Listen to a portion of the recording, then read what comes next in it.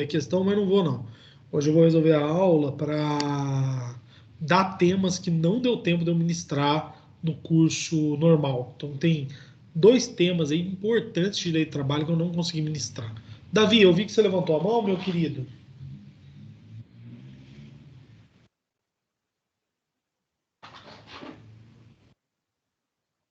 Ué, acho que eu tive a impressão errada. Acho que eu vi o Davi levantando a mão e acho que eu falei bobagem. Você levantou a mão, Davi? Não? Daqui a pouco o cara não tá nem na aula. Sim, Davi é bonzinho. Bom, então tá. Então vamos lá, pessoal. Já dei esses 10 minutinhos, acho que já temos aí um bom grupo. Já somos 18, né? Acho que já dá para começar. Como eu disse, é uma aula só de 2 horinhas, então a gente não pode perder tempo, né? Beleza? Vamos lá então? Então vamos lá. Bom, primeiramente, doutores e doutoras, é uma alegria incomensurável estar aqui com vocês nessa belíssima noite quente, chuvosa de segunda-feira, meus amigos e minhas amigas. Hoje eu nem iria dar aula para vocês, porque tem formatura do pessoal que formou no ano passado, né? É isso mesmo. O pessoal que formou aí em 2021, eles vão ter formatura presencial, eles só tiveram online. Era para eu estar lá, mas pedi liberação para grau. Falei, não posso deixar meus amigos da OAB sem aula hoje. Então, estou aqui com vocês para mais uma aula. Galera, para quem está assistindo gravado, deve estar se perguntando, Bruno, não ia acabar semana passada o cursinho? Ia sim. Entretanto, eu resolvi pôr mais uma semaninha. Como que vai funcionar? A aula de hoje é uma aula de 2 horas, onde eu vou dar 2 temas que eu não consegui lecionar nas minhas aulas. Então, vou complementar. Bruno, e de processo? Por que você não faz isso? Porque a Maria Júlia acabou pegando outras aulas aí, então acho que não tem necessidade, tá bem? As próximas 4 aulas com a Maria Júlia, o Gleison, Maria Eduarda e o Denis, essas 4 aulas vão ser só de resolução de questão, tá bem? Então, como que funciona? Essa semana, hoje, eu vou terminar uns assuntos e as outras 4, resolução de questão. Para quem está no 5º ano, eu vou mandar um áudio ainda essa semana pelas representantes com algumas coisas bem legais, tá? Primeira semana de aula, nós não vamos ter cobrança de presença, então vocês, os que quiserem ficar estudando, vão poder. Infelizmente, eu não vou conseguir fazer o overdose no horário da aula para evitar aglomerações, mas nós vamos fazer diversos videoconferências com revisões focais de overdose da OAB, tá bem? Então, vou organizar essa semana. Pretendo fazer aulas de 1 hora, das 6 às 7, tá? Pelo YouTube, nós vamos gravar e vamos disponibilizar para vocês aí aulas de revisão final da OAB, tá bem? Beleza?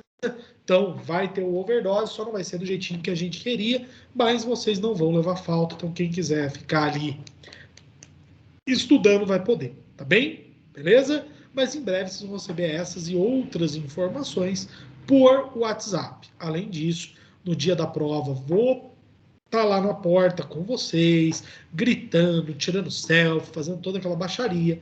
Vou mandar um PDF com um resumo final do que vocês têm que tomar cuidado, principalmente quem vai fazer a prova em Taubaté. Então, eu pretendo mandar para vocês aí nessa última semana orientações finais, tá bem? Então, tem muita coisa legal aí preparada para vocês, tá? Eu vi que a minha amiga Larissa levantou a mão. Minha amiga, fala que eu te escuto. Bruno, o Davi pediu para avisar que o microfone dele tá mudo. Por isso que ele não falou. Coitado do Davi. Tá? Ele tem alguma pergunta, alguma coisa? Acho que não, ele só pediu para avisar mesmo no grupo, ele pediu. Tá, fala para ele que ele é muito sexy, tá bem? Tá bom. Obrigado, Larissa, você é um amor. Tá, então tem muita coisa legal ainda vindo aí para quem for fazer OAB. E lembrando que a gente vai começar a preparar coisas de segunda fase bem legais também para vocês, tá bem? Apoio total a esses 5º anos, tanto para quem vai fazer essa prova quanto quem vai fazer a segunda. Beleza? Então, sem mais delongas, vamos aos temas da aula de hoje. 2 temas importantíssimos. Lembrando que quando eu compartilhar minha tela, eu não consigo mais ver mãozinhas levantadas fofas. Então, eu vou precisar que você fale no seu áudio, tá bem? Beleza? Fechado? Então, vamos lá. Vamos lá. Vamos dar uma olhada em direito do trabalho. Vamos lá. Pessoal, na nossa última aula eu falei de alguns temas importantes, mas um deles eu não consegui ministrar, que é condições análogas ao contrato de trabalho. E esse é muito importante. Presta muita atenção nele por um motivo. Galera, esse é um tema que cai quando a prova quer pegar pesado, que cai quando a prova quer ser maldosa, quando a prova quer ir um pouco além da exigência normal. Por quê? Porque muita gente se confunde com esse negócio. Muita gente se perde aqui nessa matéria, porque são muitos casos distintos. Então, olha aí, acompanha comigo na tela. Vamos lá. Condições análogas ao contrato. Como que o contrato de trabalho funciona? O contrato de trabalho, ele é bilateral, mas ele é contraprestativo. Isso significa dizer que de um lado o empregado trabalha, de outro o empregador paga e conta para tempo de serviço. Não entendi, Bruno. Eu estou prestando serviço. O empregador está me pagando. E ao mesmo tempo está contando para efeito de férias, 13º, adicional noturno, notário. Ou seja, eu trabalhei 12 meses, eu vou receber as férias, eu vou receber a gratificação natalina. Eu trabalhei uma semana, eu tenho descanso semanal remunerado. Logo, o ideal, o esperado, o típico é: eu trabalho, recebo, conta para tempo de serviço. Você notou isso? Beleza. Agora, existem situações atípicas. Existem situações análogas. Tá bem. Vamos entender esse troço. Quando se fala de situações atípicas, são dois casos: suspensão e interrupção. Na suspensão, o Maurício Godinho Delgado fala assim: é a parada total do contrato de trabalho. É a inércia absoluta. O que o Godinho quis dizer com isso? Ele quis dizer assim: na suspensão, o empregado não trabalha, o empregador não paga e não conta para tempo de serviço. Na suspensão, eu, empregado, não vou trabalhar. O empregador não vai me pagar. E não vai contar para efeito de férias, 13º, não vai contar para nada. Beleza. Exemplo típico: falta injustificada. Imagina que amanhã eu acordo e falo assim: cara, não vou trabalhar não. Eu vou ficar em casa, vou jogar Zelda. Eu fico aqui jogando Zelda. Meu empregador tem que me pagar?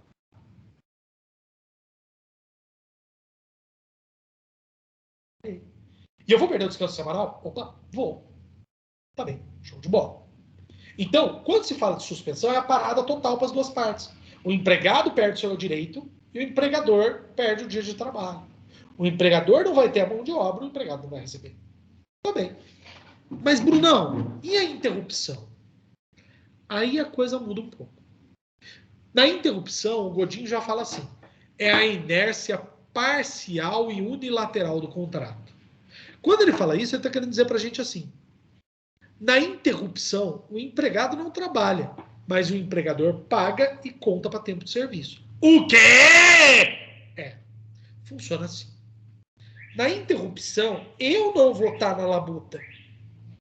Entretanto, meu empregador vai estar me pagando. Você está pensando, isso não existe, Bruno. Você está maluco, você está doidão, você virou o boneco do poço e vai mexer o popozão. Não vou. Meus amigos, presta atenção. Quando eu falo isso, eu estou querendo dizer para você aí, fofucho, o seguinte: na interrupção, só para pro empregador. O empregador para de receber o trabalho. O empregado vai receber tempo de serviço e vai receber o pagamento. Bruno, mas isso existe? Claro que sim. Férias. O quê? Nas férias você trabalha? Não. Você recebe? Opa, até com um terço. E conta para efeito das próximas férias? Conta. Então, é tipo o caso de interrupção. Logo, para ficar mais fácil, eu tenho um método mnemônico, que é assim: suspensão começa com S, então é sem remuneração. Interrupção tem T, então tem remuneração. Suspensão começa com S, é sem remuneração. Interrupção tem T, então tem remuneração. Beleza? Bem fácil, não é? Não é bem assim. Porque, na realidade, nós temos 3 tipos de situação: de interrupção e suspensão. E isso confunde muitos alunos, confunde por demais os alunos. Então, por isso mesmo, a OAB, ela pega muito pesado quando vai cobrar isso. Funciona assim. Eu tenho 3 tipos de situação. Primeiro, casos típicos de suspensão. Segundo, casos de interrupção. E por último, casos complexos. Casos complexos são aquelas situações que você não consegue visualizar claramente que é interrupção ou suspensão. Então, muitas vezes leva a erro o aluno. Entendeu? Beleza. Vamos entender esse troço. Vamos junto. Primeiro, vamos dar uma olhada nos casos típicos de suspensão. Então, acompanhe comigo casos de suspensão. Doutores, os casos de suspensão são aqueles onde o empregado não trabalha, o empregador não paga e não conta para tempo de serviço. Ponto importante aqui: quando cai na OAB, sempre cai com um caso típico escrito, tá bem? Então ele não vai perguntar assim: no caso de prestação de serviço militar, é situação de... Não vai ser assim, é óbvio. Ele vai contar uma história e você vai ter que fundamentar, tá bem? Então vamos lá. Primeiro caso, prestação de serviço militar. Pessoal, quando houver incompatibilidade entre a prestação e a função, o contrato fica suspenso. Não entendi, Bruno. Vamos lá. Aqui são situações onde não dá para eu, ao mesmo tempo, prestar o serviço militar e trabalhar. Não entendi. Tá bem. Vamos lá, doutores. Eu sou chamado para participar de uma guerra entre o Brasil e a Argentina. Eu ia falar Rússia, mas não quero entrar na briga. Pois bem, meus amigos, o Brasil entra em guerra com a Argentina e eu sou chamado lá para ir para a guerra, por algum motivo, escolher um homem de 140 quilos para participar de uma batalha. Pois bem, eu vou lá para a guerra. Tem como eu ir no front lutar na guerra e voltar para coordenar o Unissal ao mesmo tempo? É óbvio que não. Nesse caso, o meu contrato Unissal fica suspenso enquanto eu estiver na guerra. Calma. Isso só acontece quando a prestação é incompatível. Daqui a pouco a gente vai ver quando é compatível. Tá bem? Beleza. Segundo caso, greve. Durante a greve, o contrato fica suspenso. Brunão, vamos lá. Como que funciona isso, galera? O contrato durante a greve, ele vai ficar suspenso porque a greve é um direito do funcionário, mas também é uma opção. Então, eu, funcionário, quero fazer greve. Bonito, legal, show de bola. Eu quero fazer greve, que ótimo, perfeito. Só que tem um probleminha.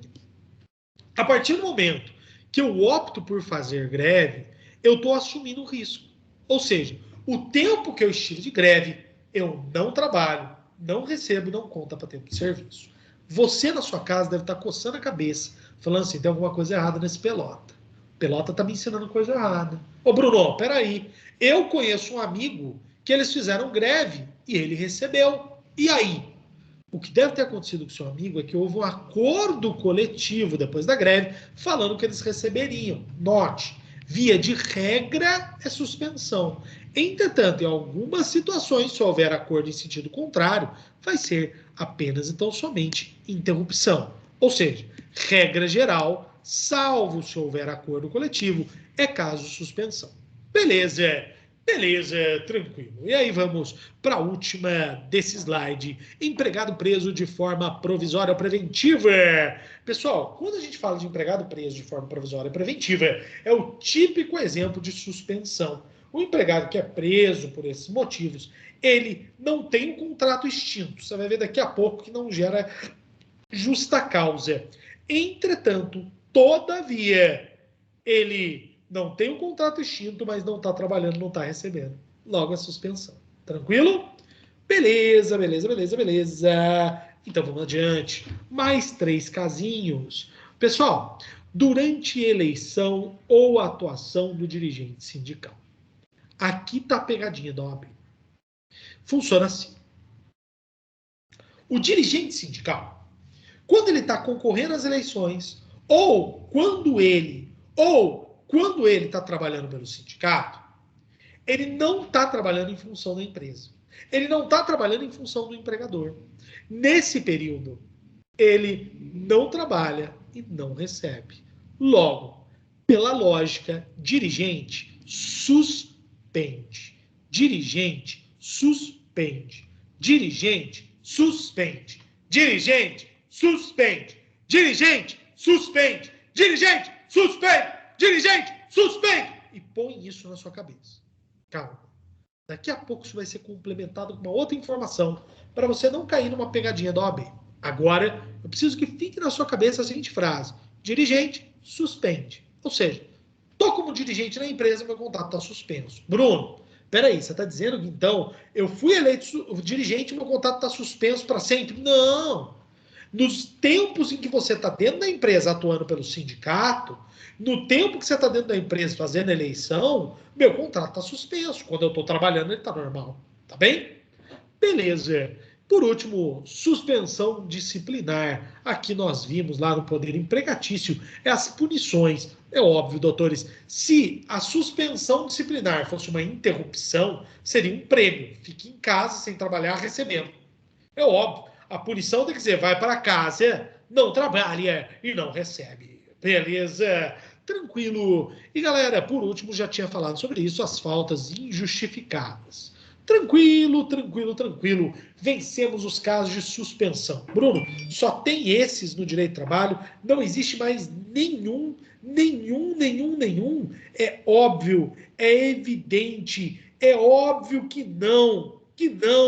Beleza. Então, tem outros? Tem. Entretanto, é evidente que eu não vou conseguir trazer todos aqui, trouxe os principais, tá bem? Então, vamos agora para os casos de interrupção. Vamos dar uma olhada nos casos de interrupção. Primeiro, lembrando, na interrupção, o empregado não trabalha, recebe conta para tempo de serviço. Lembra? Interrupção tem T, então tem remuneração. Suspensão começa com S, então é sem remuneração. Mas vamos lá. Pessoal, primeiro deles, licença remunerada. Doutores e doutoras, imagine que o seu empregador te chama e fala assim, olha, você vai fazer exame de ordem? Beleza. Ó, eu vou te deixar em casa 3 meses recebendo para fazer exame de ordem, porque para mim é importante você passar. Legal, isso é uma licença remunerada. E nesse caso, eu estou em casa, estou recebendo e não estou trabalhando. Opa, interrupção, tá bem? É claro que o seu empregador ofereceu isso para você, dos dois, ou ele é parente, seu pai, sua mãe, ou então ele está querendo algum serviço meio estranho. Tô brincando, sacanagem. Vamos adiante, gente, uma brincadeira. Pelo amor de Deus, uma brincadeirinha idiota. Pois bem, vamos lá, então vamos adiante. Encargo de duração. Aqui é o típico caso do jurado, da testemunha, aquele que tem uma obrigação frente à lei e, em decorrência disso, não pode trabalhar. É óbvio que a interrupção ele tem um ônus público. Quando eu sou jurado no tribunal do júri, quando eu sou uma testemunha numa demanda, é inexorável que eu não vá trabalhar, mas receba. Beleza. Aborto não criminoso. Doutores, se porventura a mocinha, a mulher, a senhora vem a ter uma situação abortiva, ela poderá não trabalhar durante esse período e receber, tá bem? Beleza. Além disso, causas acidentárias ou de força maior. Aqui é o exemplo típico da situação onde tem uma enchente e eu não consigo chegar na empresa, ou tem uma enchente na cidade e eu não consigo chegar até lá, ou uma catástrofe natural que me impede de prestar serviço. Nesse caso, eu não trabalho, mas recebo. Beleza, mais alguns exemplos bem típicos, tá bem? Descansos remunerados em geral, férias, descanso semanal, feriados, todos esses o empregado não trabalha e recebe. E agora vem a pior das pegadinhas. Aquela que tem arrebentado com os alunos. Integrantes do Conselho do FIGETS, FGTS, Previdência Social e da Comissão de Conciliação Prévia. Vamos entender esse troço. Doutores, doutoras, presta atenção no que eu vou dizer. Presta atenção. Vem. Galera, lembra que eu falei? Dirigente, suspende. Não é isso que eu falei para vocês? É, Brunão. Show de bola. Todos os outros vai interromper. Não entendi. Eu vou explicar, mas não precisa entender, não. É só decorar mesmo, tá? Aqui você não precisa entender. Mas funciona assim. O dirigente, quando ele atua em nome de uma coletividade, mas de interesse individual. Quando eu sou dirigente sindical dos professores, eu estou lutando por melhores salários dos professores. Eu estou batalhando por melhores condições para os professores. Agora, quando eu sou da Comissão de Fiscalização do FGTS, eu estou fazendo uma função estatal de fiscalizar o depósito do FIGETS. Quando eu faço parte da CIPA, eu estou fiscalizando para não ter acidente na empresa. Notaram? Tem um ônus público. Quando eu faço parte da Comissão de Conciliação Prévia, eu estou tentando evitar que processos cheguem na Justiça do Trabalho. Todos eles, eu tenho um interesse público! Então, essas pessoas que fazem parte dessas comissões estão trabalhando, na realidade, para o Estado. Por isso que elas têm que receber. Logo funciona assim. O dirigente suspende, o resto interrompe. Dirigente suspende, o resto interrompe. Dirigente suspende, o resto interrompe. Dirigente suspende, o resto interrompe. Dirigente suspende, o resto interrompe. Dirigente suspende, o resto interrompe. Dirigente suspende, o resto interrompe. Beleza? Então põe isso na cabeça de vocês para efeito de exame de ordem. Quando se fala em dirigente, esse suspende, o resto interrompe. Beleza? Então, todo e qualquer membro de conselho ou comissão vai interromper, salvo os demais. Então, dirigente suspende, o resto interrompe. Beleza? Tranquilo? Belezinha. Está escrito errado no slide, pois eu vou arrumar aqui. Me perdoem, acho que na hora de escrever eu me confundi. Tá? Então, assim.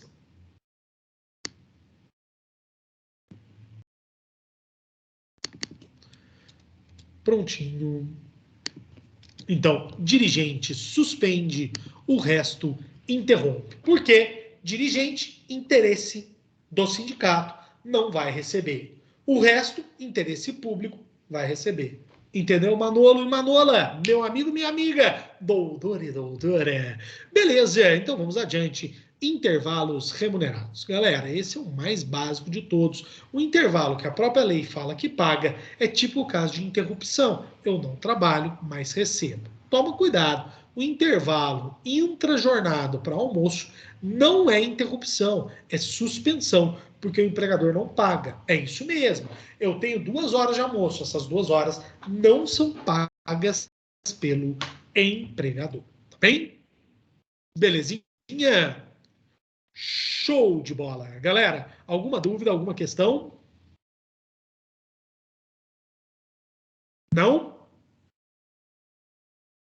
Gente, tá tudo certo? Tá dando para entender o que eu estou explicando ou não?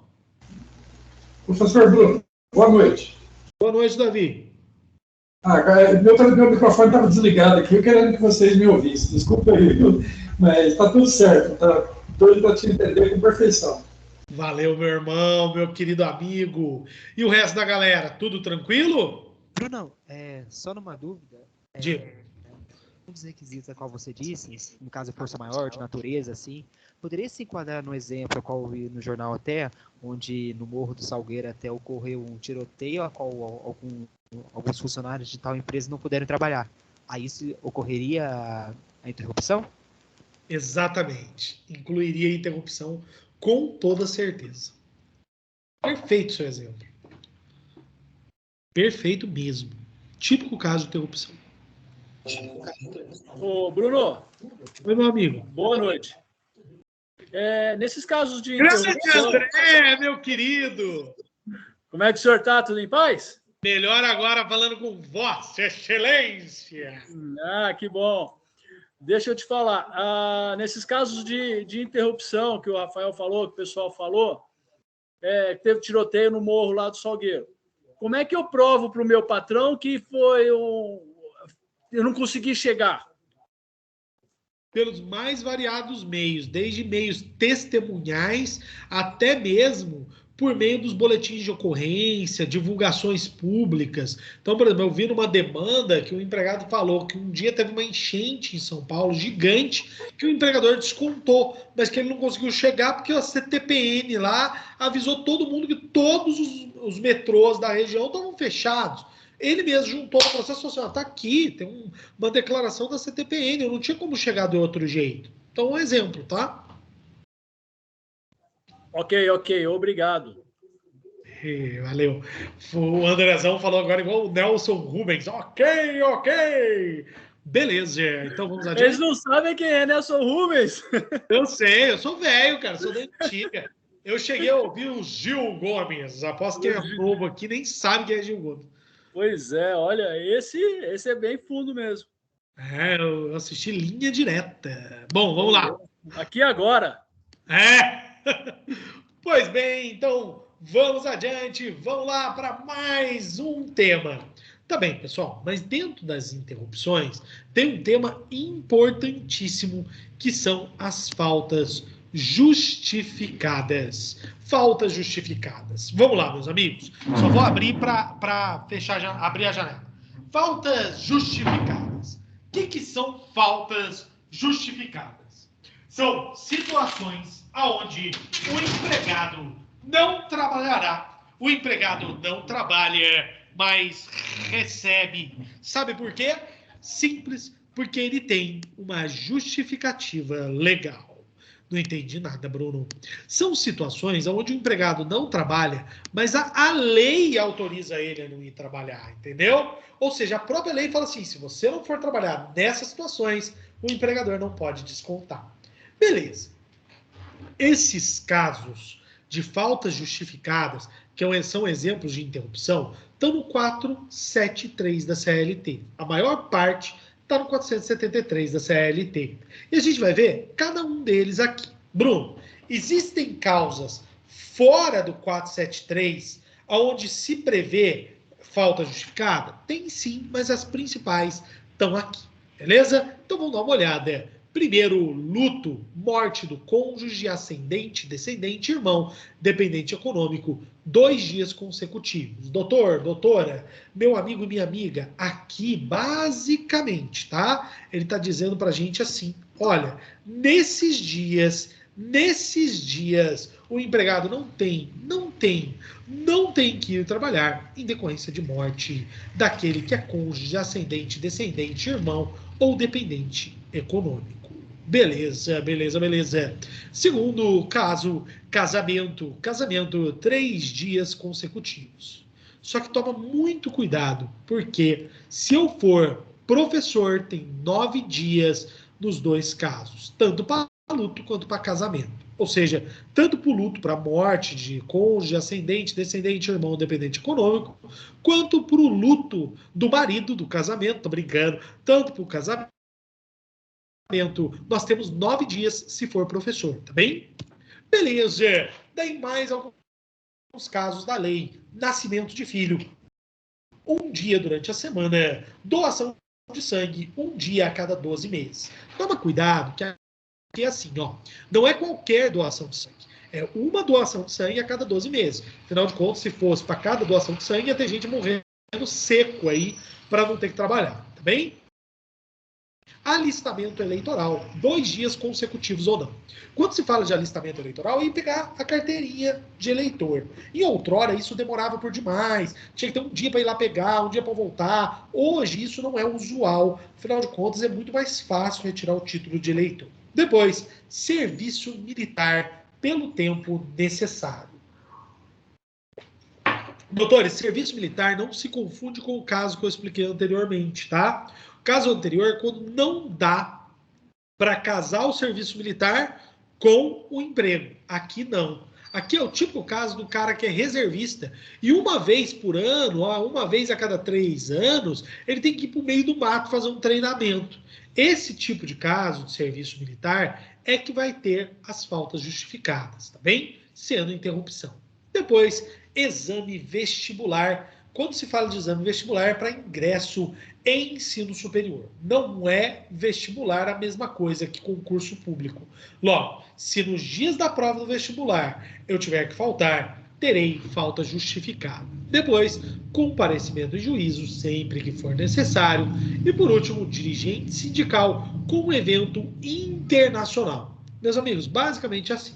Se eu tenho um dirigente sindical que vai representar o Brasil na OIT, os dias que ele estiver na OIT, não desconta dele, tá bem? Beleza, todos esses são casos de falta justificada. E para ficar mais fácil, eu fiz uma musiquinha bobinha, mas que tem ajudado o pessoal que fica confuso. Essa música é em cima de uma música chamada Cravo e a Rosa. É essa daqui, ó. Cabelinho listradinha.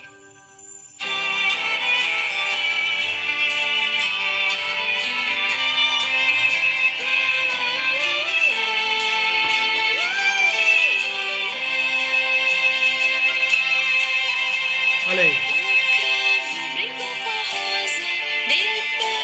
Lembra dessa musiquinha quando você era criança? Pois bem, em cima dela eu criei o dia e a falta. Vou cantar para você assim, ó. Um dia pro nascimento, para o sangue poder doar. 2 dias falecimento, o alistamento eleitoral. 3 dias é casamento, indeterminado se militar. Comparecimento em juízo ou para a prova vestibular.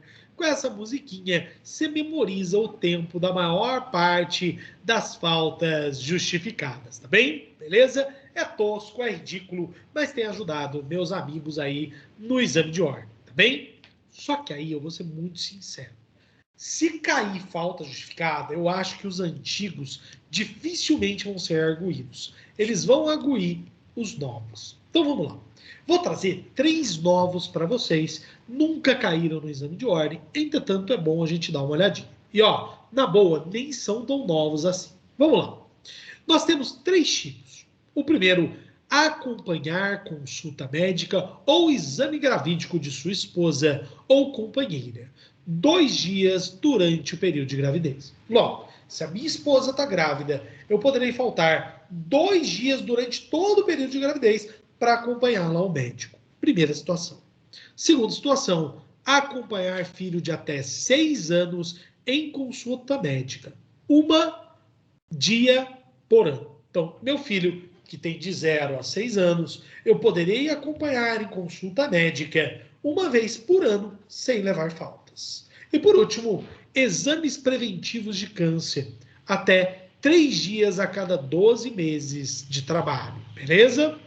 Cada 12 meses, 3 dias eu poderei utilizar para esse fim, tá bem? Esses são os casos novos. Nunca caíram no exame de ordem, entretanto é sempre bom a gente ficar de olho. E, gente, numa boa, isso não é bem novidade, já faz aí pelo menos uns 4 anos que a lei foi alterada, tá bem? Beleza.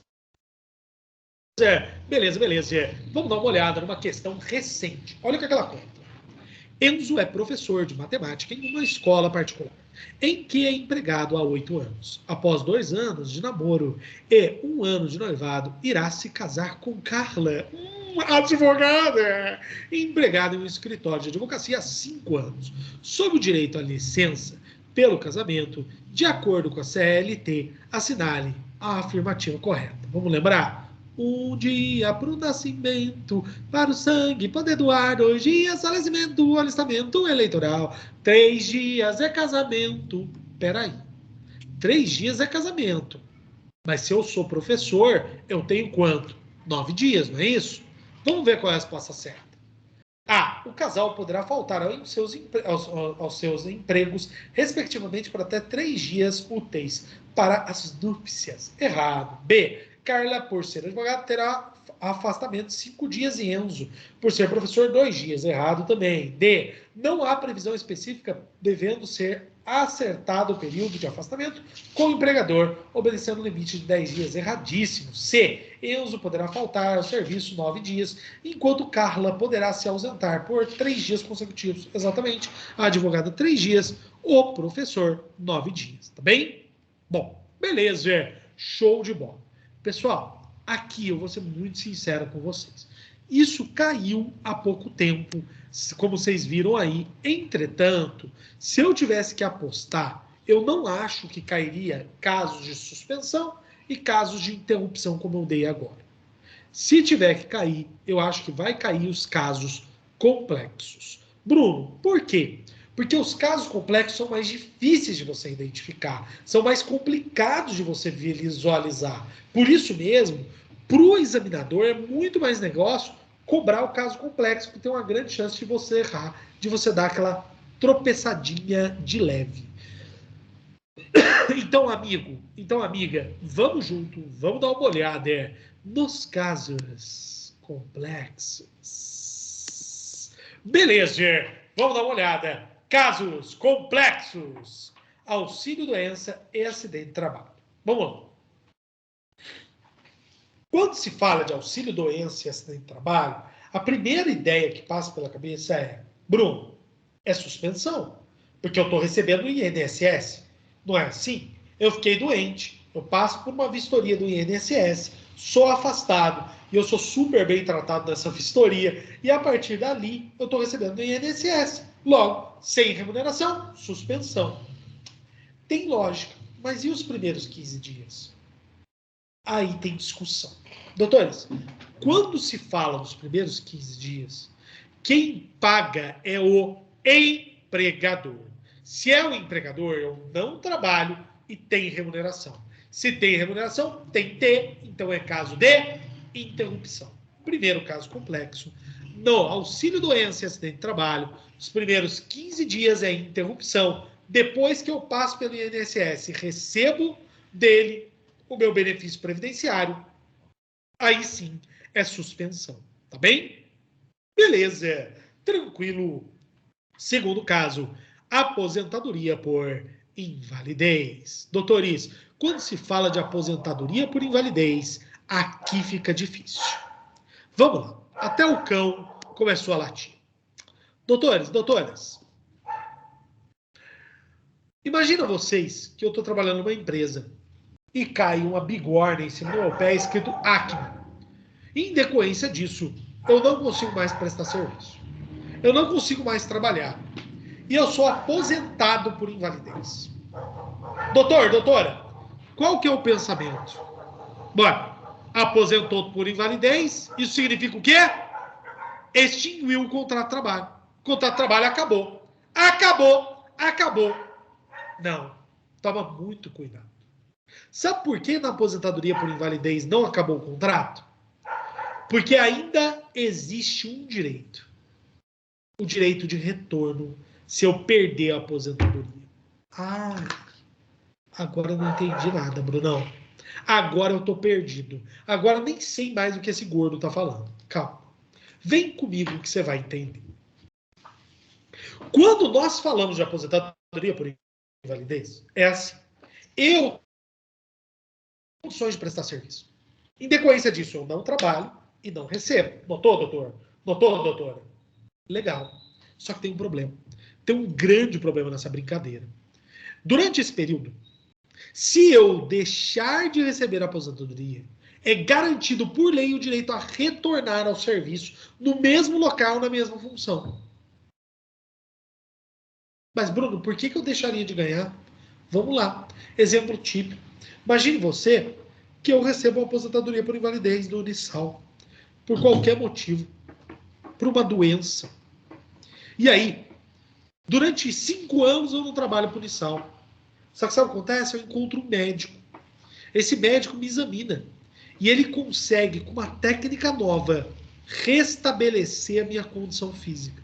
E eu volto a conseguir trabalhar. Aí eu vou passar por uma vistoria do INSS. O INSS vai falar, Bruno, você tem condições de trabalhar. volta a trabalhar, para de receber o benefício da aposentadoria por invalidez. Nesse caso, é resguardado o direito ao retorno. Notou, doutor? A aposentadoria por invalidez ela não é absoluta. Ela pode ser retirada. Também.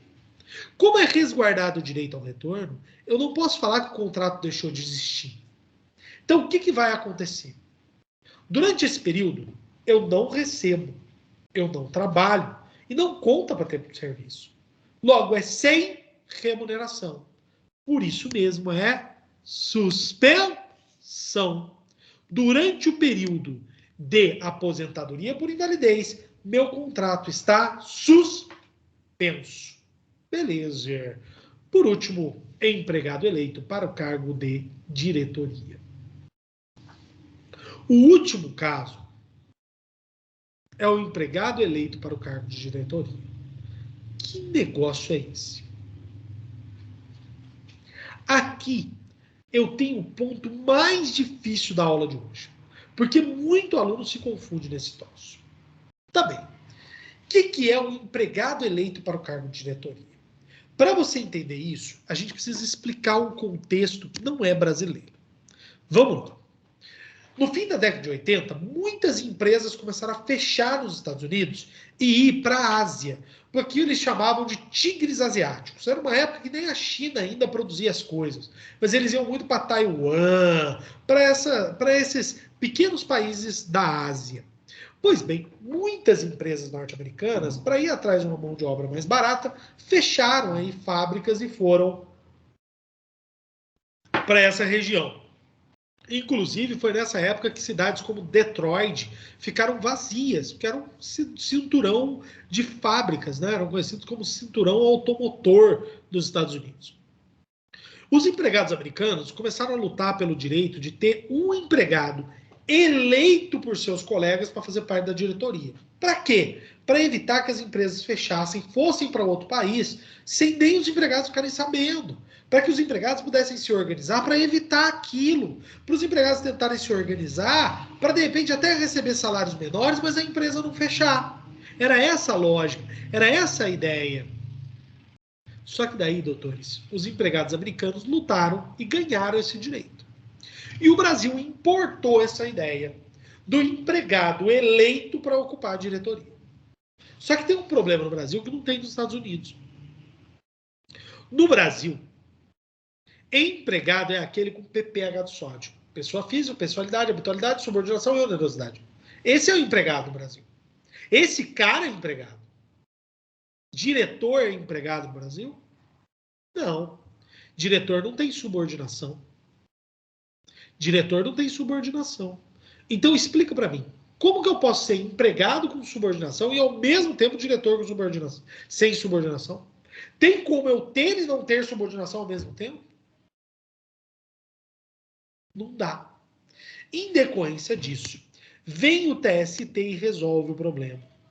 O TST veio e falou assim: se o empregado é eleito para ocupar o cargo de diretoria, durante o período que ele é eleito diretor, ele não recebe como empregado, ele não trabalha como empregado e não conta tempo de serviço como empregado. Ele recebe como diretor, ele trabalha como diretor, conta tempo como diretor. Logo, o contrato de trabalho está suspenso. Suspenso. Você está na sua casa pensando, agora não entendi nada, Bruno. Fácil. Vamos entender juntos. Imagina que o contrato de trabalho é um brinquedo com 5 pilhas. PPH do SO. PPH do sódio. Imagina que o contrato tem 5 pilhas. Pessoa física, pessoalidade, habitualidade, subordinação e onerosidade. Qualquer brinquedo com 5 pilhas, você tirou uma, o que acontece? Para de funcionar. Suspende o efeito. Se eu tenho um Game Boy com 5 pilhas e tiro uma pilha, eu não consigo jogar. Se eu tenho um carrinho que anda sozinho com controle remoto, eu tiro 5 pilhas, ele para de funcionar. Se eu tirar uma pilha, ele para de funcionar? Para. É a mesma coisa aqui. Durante o período que eu sou empregado e eu sou eleito diretor, eu perdi a pilha da subordinação. Meu contrato de trabalho não está valendo nada, não está tendo efeito nenhum. Isso é que ele não extinguiu. E quando eu deixo de ser diretor, porque esse cargo normalmente é de 2 a 4 anos, dependendo do acordo coletivo, mas ele é temporário. Quando eu deixo de ter o cargo, o que vai acontecer? Volta a pilha. Notou, doutor?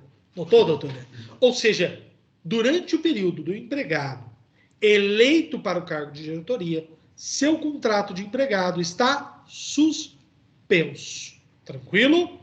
Então vamos dar uma olhada em duas questões aí da FGV. Olha lá. Primeira é: após sofrer um acidente automobilístico de graves proporções, enquanto viajava a lazer, o empregado Pedro foi aposentado por invalidez pelo INSS. Sinal alternativo que indica os efeitos desse fato no seu contrato de trabalho. Doutores, falei agora há pouco, típico caso de suspensão. Beleza. Ah, eu retirei a outra questão. Então, a segunda questão não trouxe na aula de hoje, até porque ela é muito curtinha, tá bem? Lembrando que eu vou pôr no grupo de WhatsApp os nossos slides de hoje. Tranquilo? Beleza. Pessoal, isso que eu queria falar sobre suspensão e interrupção. Ficou alguma dúvida? Não? Não, Bruno. Show, Ana. Então, vamos lá. Vamos. Bruno, Oi? boa noite, tudo bem? Boa noite, meu amigo. Deixa eu te fazer uma pergunta. Por exemplo, essa suspensão no caso do funcionário que foi aposentado por invalidez, se por um acaso ele retorna, existe alguma estabilidade ou o empregador, sei lá, ele voltou hoje, daqui uma semana ele já pode dispensar? Aplica para ele a mesma estabilidade daquele cara que recebe o benefício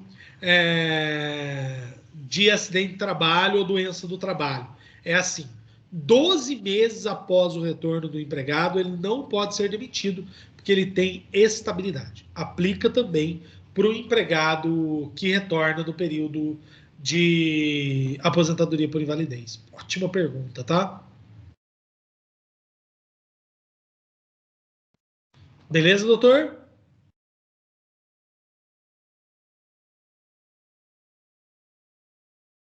Doutor? Acho que ele caiu. Beleza, a minha internet está oscilando. Ah, show de bola, meu irmão. Tanto que não tá aparecendo na minha tela quem tá falando, eu nem sei quem falou.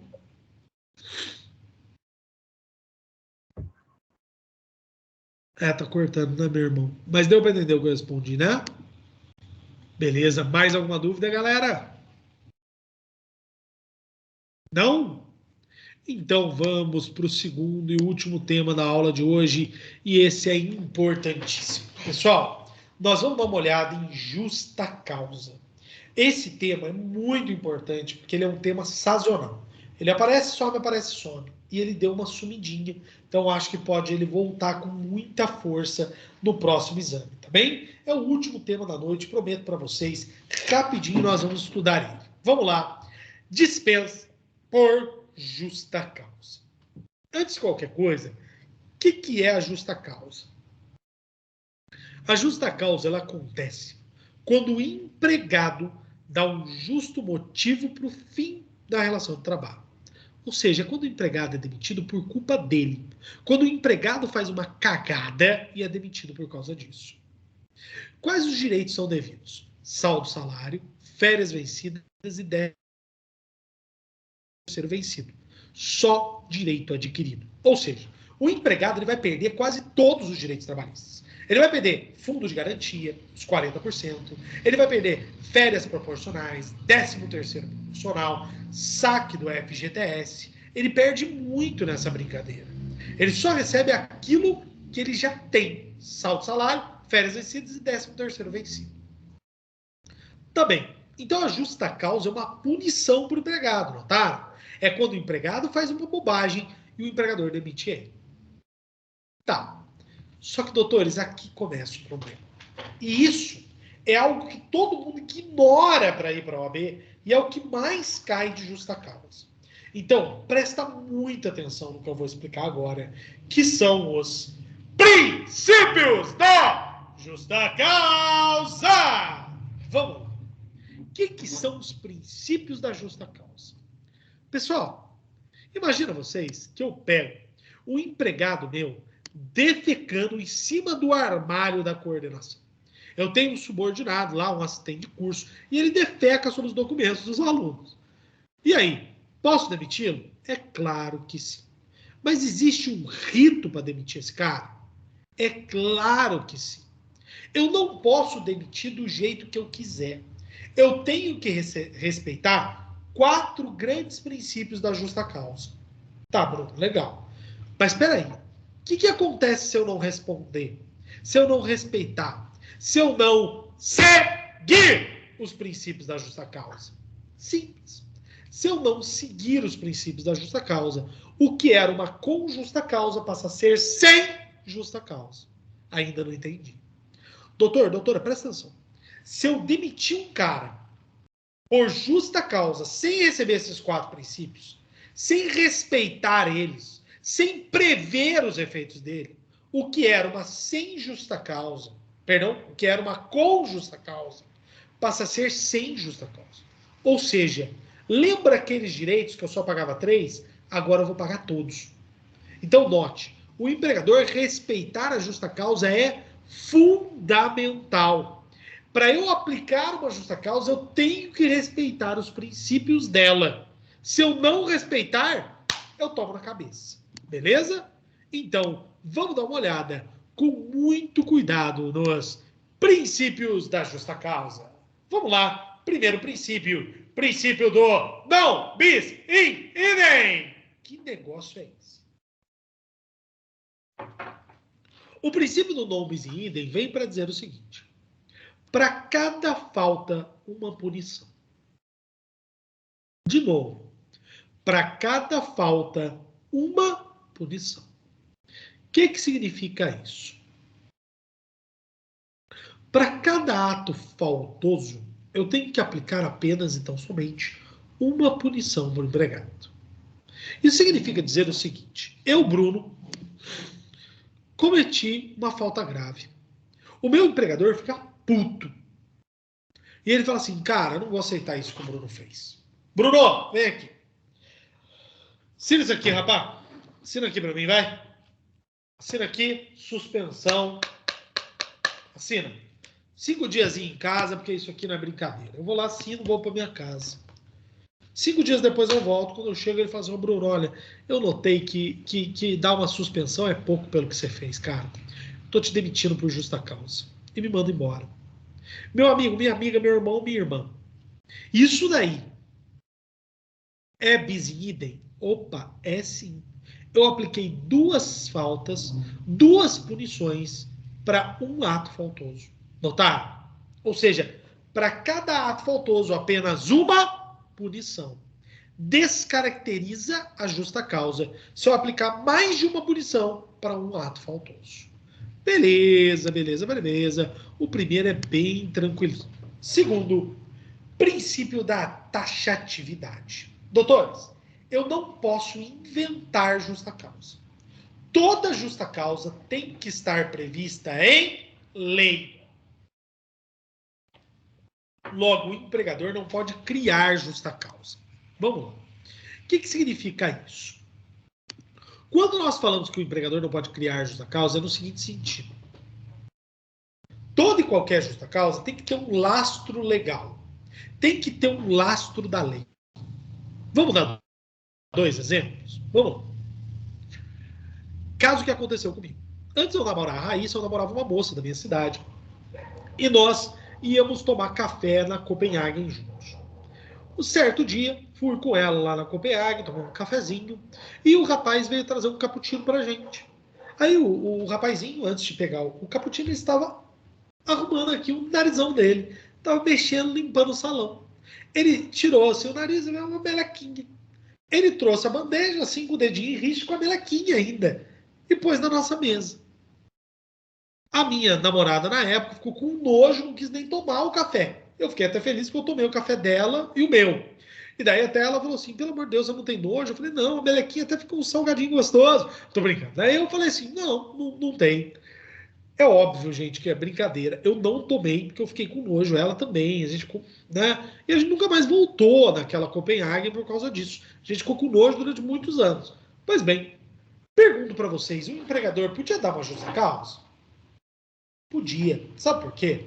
Porque no regulamento de empresa, ou no contrato dele, está previsto que ele precisa ter um mínimo de assiedade, de limpeza na hora do trabalho. Ou seja, tem uma fundamentação legal, que é o desrespeito ao contrato, que é o desrespeito ao regulamento de empresa. Tá bem, legal. E eu trabalho numa empresa de soldagem. E daí eu dou uma limpada no nariz. E lavo no macacão. Doutores, é óbvio. Isso por si só não vai estar presente no regulamento de empresa nem no contrato. Em decorrência disso, eu não tenho justo motivo. Notaram? Ou seja, quando eu falo de taxatividade, tem que ter uma presunção legal que fundamente. Eu não posso criar justa causa. Ou seja, na empresa de soldagem, eu não posso acordar de manhã e falar assim, você estava mexendo no nariz, vou te demitir por justa causa. Não, de jeito nenhum. Eu tenho que ter uma previsão legal. Show de bola! Beleza! E agora os outros dois que já caíram no OAB. Princípio da imediatidade. Esse é o mais complicado. Vamos lá.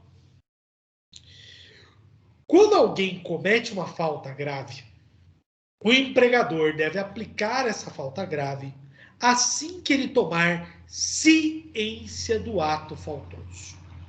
Senão, gera perdão tácito. Doutora, aqui a coisa fica difícil. Vamos entender isso daqui. Quando nós falamos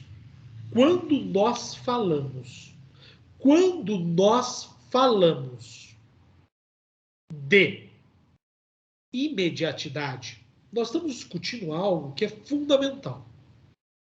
O empregador não pode ficar enrolando para aplicar a justa causa, senão ela vai desnaturar, senão ela vai perder o seu viés. Não entendi, Bruno.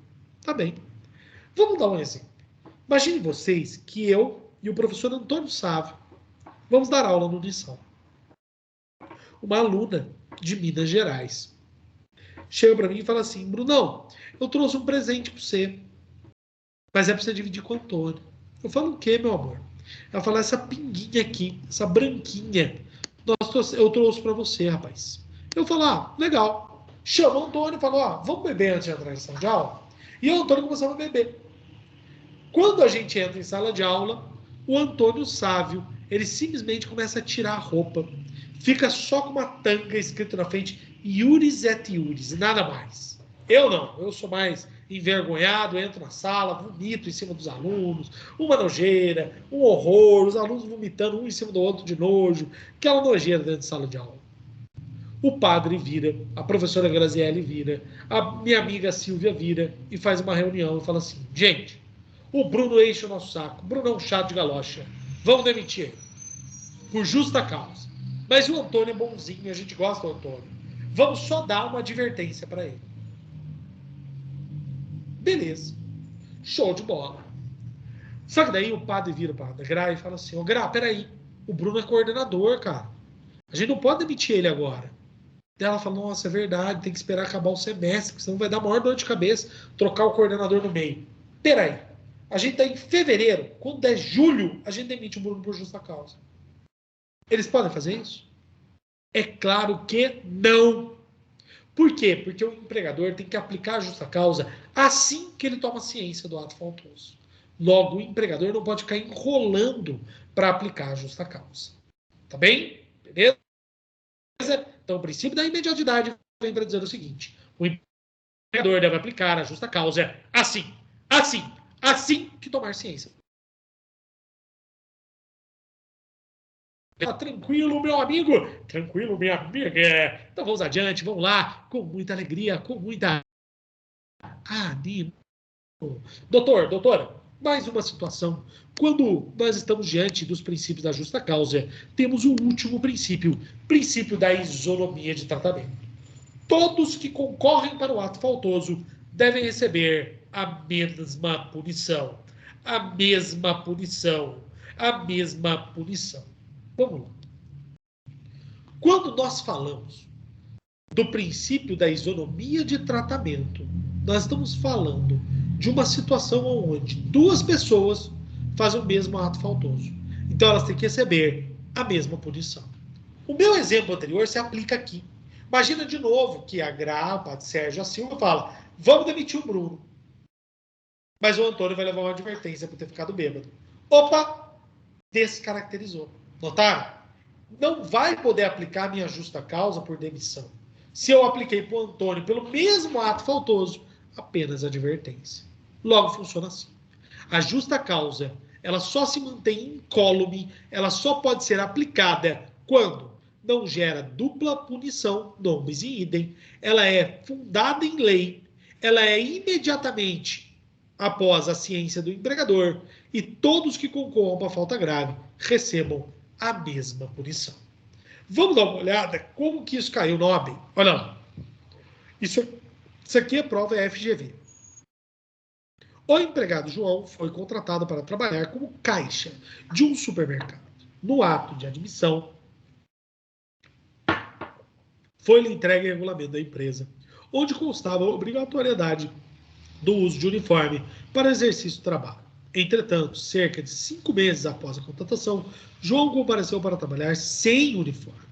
E por isso, foi advertido 1 mês depois. O fato se repetiu. João foi suspenso 3 dias, passando mais 2 meses. João compareceu novamente sem uniforme, sendo suspendido por 30 dias. Ao retornar de suspensão, foi encaminhado ao departamento pessoal, onde tomou ciência da sua dispensa por justa causa. Diante deste caso concreto, respondo. Doutores, aqui o João foi punido 2 vezes pelo mesmo fato. Ele leva uma punição de 30 dias e quando volta é demitido por justa causa. Opa, agride o non bis in idem, não poderia ser aplicado. Olha lá, A. Está correta a aplicação da justa causa, uma vez que o João descumpriu reiteradamente as ordens genéricas do empregador contidas no regulamento. Errado.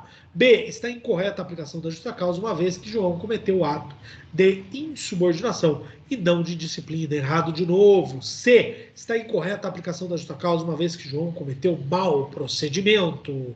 Erradíssimo, doutores. Não é mau procedimento. Você vai ver daqui a pouco. D. Está incorreta a aplicação de justa causa, uma vez que o empregador praticou bis in idem ao punir João 2 vezes pelo mesmo fato. Exatamente. Doutores, um fato não pode gerar dupla punição ao empregado, tá bem? Ou seja, só uma punição para cada ato faltoso. Beleza? Tranquilo, meus amigos e minhas amigas? Então, vamos adiante, vamos adiante. Se tiver alguma dúvida, não deixe de abrir seu microfone. Vamos dar uma olhada nos casos de falta grave do 482. Pessoal, a partir de agora, a gente vai estudar aí longamente o artigo 482 da CLT. E eu não vou seguir a ordem das alíneas. Então, vai ter momentos que eu vou dividir a linha em 2 pontos. Vai ter momentos que eu vou juntar linhas. Ou seja, eu estudo de um jeito mais fácil de você memorizar. E, normalmente, eu peço memorização de vocês. Agora, eu preciso que você entenda.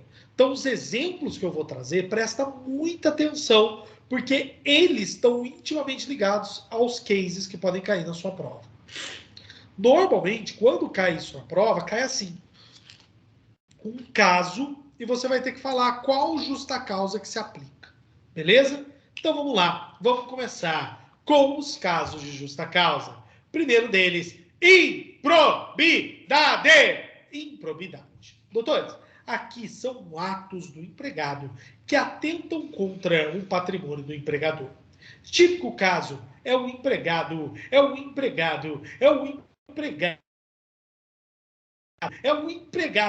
que rouba, furta objetos da empresa. Então, eu sou empregado flamenguista e eu vou roubar produtos da empresa, eu roubo uma cafeteira, roubo um teclado, roubo um pendrive. Meus amigos, nesses casos, improbidade. Mas só que só é o caso de furto? Não. Existem outros casos de improbidade. Imagine vocês que eu destruo materiais da empresa. Todos os dias eu jogo alguma coisa pela janela da empresa para destruir. Nesse caso, também improbidade. Logo, sempre que eu tenho atos do empregado que atentam contra o patrimônio do empregador no sentido de reduzi-lo, seja aumentando do empregado ou não, é improbidade, tá bem? Beleza. Segundo caso, incontinência. Doutores, aqui são casos de atos sexuais, obscenos, libidinosos dentro do ambiente de trabalho, tá bem? A área do trabalho, o ambiente de namoro, não se apega, não se presta a esse tipo de relação, a esse tipo de ato. Então, exemplo típico, né? Um casal de namorados trabalha numa empresa e resolve ter relações sexuais no banheiro da empresa, grava e põe no Xvideos lá para todo mundo ver. Nesse caso, opa, justa causa, com toda certeza, tá bem? Aqui também adentram casos como do assédio sexual, são situações onde se aplica. Toma muito cuidado, se esses atos são praticados fora da empresa, não tem nada a ver com isso. Exemplo típico, o sujeito trabalha numa empresa, é pego no motel com, sei lá, 3 travestis, ele trabalha numa empresa que o símbolo do time parece um despertador velho, lembra do Ronaldo no Corinthians? Tô brincando. Mas, meus amigos, o exemplo típico, o empregado, sei lá, é pego numa situação vexatória no motel, com muitas pessoas. Nesse caso, a empresa pode demitir por justa causa? Não, é a vida privada do empregado. Ora bolas, eu tenho direito à minha vida privada, o que eu faço em 4 paredes, a empresa não tem nada a ver com isso, tá bem? Agora, esses atos praticados dentro do ambiente de trabalho, nesse caso, eu tenho sim justa causa, tá bem? Beleza, tranquilo. Então vamos para o terceiro caso. Mau procedimento. Doutora, presta atenção. Esse é o caso mais difícil. Quando eu comecei a dar aula, eu tinha muita dificuldade de explicar o mau procedimento. Mas, de forma geral, mau procedimento é sempre que o empregado agride a boa-fé que o empregador põe nele. Só que não entra nas outras alíneas.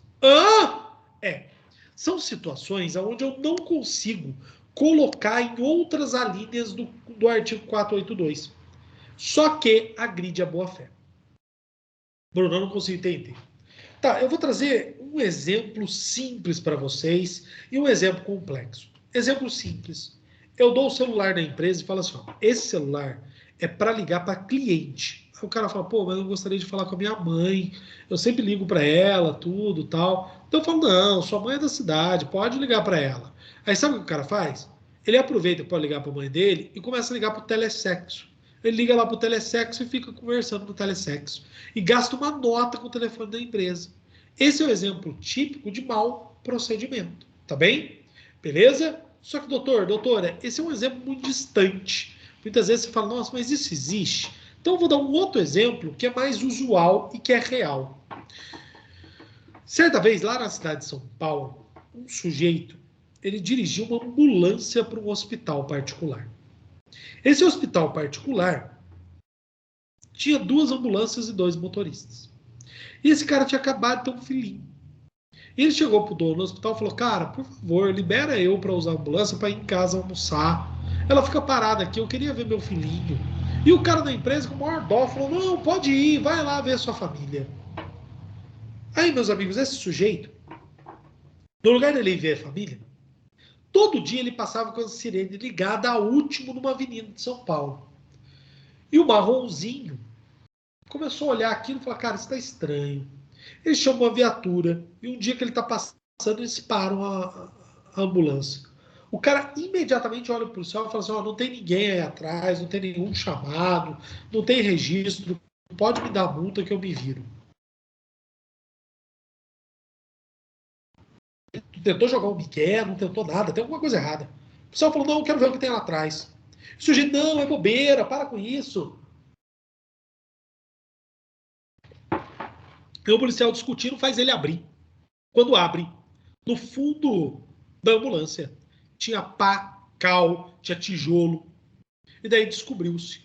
O sujeito, no lugar de ir para casa, ver o neném e a mulher dele, ele fazia delivery de material de construção. Porque com isso, o cara às vezes está fazendo uma obra, precisava de uma coisa rápida, e demorava muito para chegar até o centro de São Paulo. E ele, com a ambulância, cortava o caminho e entregava. Ele simplesmente fez um acordo com alguns mestres de obras para fazer entrega express na hora do almoço. Doutores, tipo caso de mau procedimento. O empregador confiou nele. O empregador ouviu ele. O empregador ajudou ele. E o cara simplesmente faz isso. Notou, doutor? Notou, doutora? Esse é típico caso de mau procedimento. Tá bem? Beleza? Tranquilo. Então, vamos adiante para mais alguns casos. Pessoal, tá dando para entender? Fala para mim no microfone para eu ficar tranquilo. Tá dando para entender ou não tá dando para entender nada? Tá dando para entender sim, doutor Bruno. Viu, professor? Fala, meu irmão. Boa noite. Tranquilo, tranquilo. Eu fiquei meio preocupado aí com relação a esse mau procedimento aí, mas o exemplo foi perfeito. Show de bola, André. Valeu, meu irmão. Professor, eu tenho um amigo que ele montou aqui perto da minha casa uma empresa de prestação de serviço técnico de informática, né? Eu estava sempre conversando com ele lá, daí ele tinha um funcionário. E às vezes ele saía para fazer o serviço, o funcionário recebia o cliente, e ao fazer o serviço, o funcionário dava o endereço pessoal dele para novos serviços. Isso seria mau procedimento? Não, não seria. Sabe o que seria? Negociação habitual, que é o que eu vou falar agora. Ótima pergunta. Você acabou de dar um exemplo típico de negociação habitual. Meu irmão, Davi, o que é negociação habitual? Quando você pega a CLT e abre, está escrito assim: o empregado concorre com o empregador sem autorização deste. O que significa isso? É o empregado que tenta roubar os clientes do empregador. É o exemplo que você deu. O cara que tem uma empresa lá de, sei lá, formatação de computadores. O empregado fala, leva na minha casa que é mais barato. Se ele não tiver autorização do empregador para fazer isso, ele não poderá, gerando negociação habitual. Só que toma cuidado com uma coisa, Davi. Aqui eu só tenho se houver habitualidade. O que é isso? Só tem justa causa se o empregado praticou aquilo várias vezes. Para efeitos da OAB, se praticou 3 vezes. Na negociação habitual e toda e qualquer justa causa que tiver SH é assim. O empregado tem que ter cometido 3 vezes para gerar justa causa. Então, negociação habitual é quando o empregado, por pelo menos 3 vezes, concorre com o empregador sem autorização deste, roubando os seus clientes. Tá bem? Beleza? Respondi sua pergunta? Joia! Nossa, perfeito. Obrigadão aí. Show de bola, meu irmão, meu amigo. Beleza, então vamos para mais um caso. Condenação criminal. Aqui a gente vai matar uma dúvida de muita gente. Vamos lá. Doutores, sempre que eu falo em condenação criminal, a primeira coisa que muita gente pensa é assim: eu fui condenado criminalmente, já tenho a justa causa. Toma muito cuidado com isso. Eu não tenho justa causa em qualquer crime. Eu só tenho justa causa em condenação criminal se houver 2 requisitos. Vamos. Eu tenho 2 grandes requisitos para condenação criminal se transformar numa justa causa. Primeiro, decisão transitada e julgado, ou seja, não pode caber recurso. Segundo, condenado a pena que impeça ele de trabalhar. Vamos lá. Imagina que transitou em julgado uma situação de agressão física a um vizinho meu. E eu fiz um sursi lá e paguei umas cestas básicas. Nesse caso, cabe demissão por justa causa? Não. Por quê? Houve trânsito em julgado, mas a minha pena não impede eu de trabalhar. Outro exemplo, eu cometo um crime, mas eu vou ficar naquele regime semiaberto.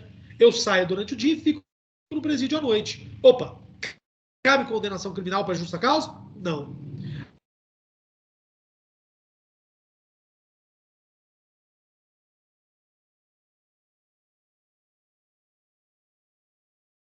A pena impeditiva.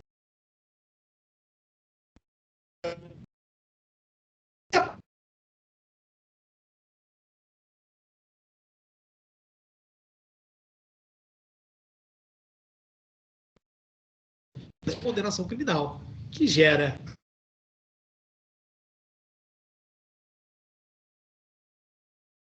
há muitos anos atrás, o goleiro do Flamengo, craque de bola, era muito bom goleiro, era meu xará, chamado Bruno. Ele simplesmente matou a namorada dele. Matou a namorada dele com a ajuda de um colega. Pois bem, quando ele mata a moça, eu me lembro que a Patrícia Amorim, que era presidente do Flamengo, vai para a televisão e fala assim, no domingo, amanhã o goleiro Bruno será demitido por justa causa, por condenação criminal. Só tem um problema, nem tinha tido júri.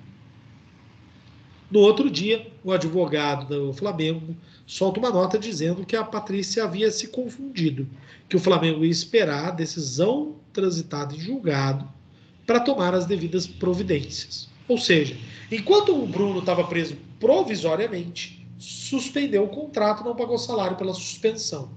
Quando ele foi condenado, justa causa em cima dele. Notaram? Ou seja, para ter justa causa por condenação criminal, trânsito e julgado, mais pena que impeça ele de trabalhar. Beleza? Show de bola. Essa é bem fácil, porque é requisito objetivo. Tá bem? Vamos para mais um caso. Vamos dar uma olhada em desídia. Doutor, doutora, meu amigo, minha amiga, desídia, como que ele funciona? Quando nós falamos de desídia, é quando o empregado trabalha com má vontade, com descaso, com negligência, de forma indiferente. Que negócio é esse? Quando o empregado trabalha com desídia, é um empregado que trabalha de qualquer jeito, doutores. Então vamos lá. Exemplo típico de trabalhador com desídia. Imagina vocês que eu tenho uma equipe de 1.000 funcionários. Todo mundo produz em média de 900 a 1.200 peças. E esse funcionário produz 100 peças. Porra, tá clara a desídia. Outro exemplo de desídia. Esse empregado, todos os dias ele chega para trabalhar. Aí ele chega atrasado. Além de chegar atrasado, a cada 5 minutos ele levanta ou para ir no banheiro, ou para ir comer alguma coisa, ou para ir fumar. Ele nunca fica sentado no lugar de trabalho. Ele não atende os clientes. Ou um outro exemplo, ele é segurança. E quando ele chega para trabalhar, ele simplesmente vai para o fundo da empresa e dorme durante a noite. Ele passa a noite dormindo como segurança. Que adianta ter um segurança assim? Notaram, doutores? Desídia, então, é quando o empregado trabalha com negligência, má vontade, indiferença, descaso. Esses são casos típicos de desídia. Toma cuidado que a desídia, assim como a negociação habitual, ele precisa de habitualidade. Logo, imagine vocês que eu trabalho numa empresa. E no lugar de eu produzir 1.000 peças, eu produzi naquele dia 500. Mas a minha filha estava doente, doutores. Isso não gera justa causa. Agora, se de forma contumaz e sequencial eu produzo menos, aí eu posso ser demitido por justa causa. Tá bem? Aqui, para efeito de OAB, 3 vezes com punição para gerar justa causa. Tá bem? Beleza? Então, belezinha. Vamos adiante, vamos adiante. Vamos dar uma olhada em mais alguns casos. Vamos lá. Embriaguez em serviço. Doutores, a embriaguez em serviço gera justa causa imediata. Não tem nem discussão. Se eu entrei bêbado para trabalhar, ou fiquei bêbado no ambiente de trabalho, nesse caso, justa causa. E aplica a mesma coisa para outras substâncias alucinógenas aí, ou que tiram a minha noção da realidade, tá bem? Então, isso é embriaguez em serviço. Tá bem. Só que aqui nós temos que tomar cuidado. Se você pegar a CLT, está escrito embriaguez em serviço ou embriaguez habitual.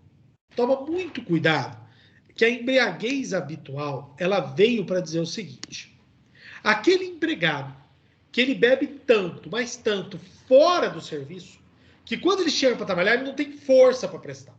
Ou seja, ele chega sóbrio, mas ele bebeu tanto na noite, que quando ele chega para trabalhar de manhã, ele não tem força para trabalhar. Antigamente, eu podia aplicar justa causa e demitir. Hoje, a doutrina em peso e a jurisprudência fala que isso é lei morta, letra morta de lei. Por quê, doutores? O empregado que se embriaga tanto que não consegue trabalhar é alcoólatra, meu irmão. O alcoólatra, você não pode simplesmente demitir ele. Vai embora. Não, ele tem que ser afastado para tratamento. Lembre-se, nessa época o alcoólatra era vagabundo. Hoje em dia, o alcoólatra é visto como uma pessoa doente. E é mesmo, uma doença Inclusive, tem documentação científica nesse sentido. Por isso mesmo, a maior parte da doutrina não considera mais embriaguez habitual como justa causa, tá bem? Beleza? Então, só embriaguez em serviço. Beleza, beleza, beleza. Então, vamos adiante.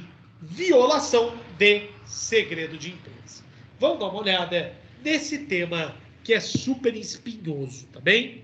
Gente, eu nunca vi cair no exame de ordem.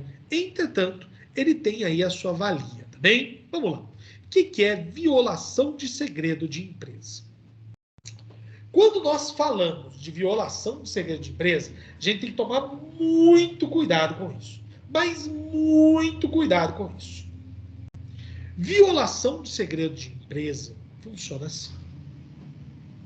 O empregado, queira ou não, ele tem informações internas da empresa.